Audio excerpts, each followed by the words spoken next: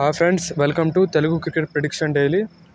Tomorrow మనకైతే Melbourne stars వస్తాయి, Sydney thunder match అయితే ఉంటుంది.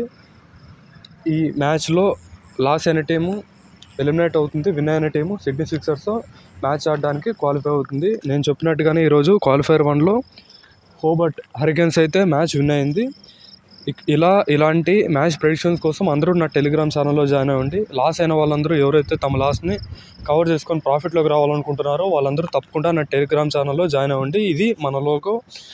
ఇక Sydney thunder versus Melbourne stars match preview విషయానికి వస్తే, ఆ రెండు టీంలు గత 21 మ్యాచెస్లో తలబడితే అందులో 11 సార్లు సిడ్నీ థండర్ మ్యాచ్ విన్ అయింది, 10 సార్లు మెల్బోర్న్ స్టార్స్ అయితే విన్ అయింది.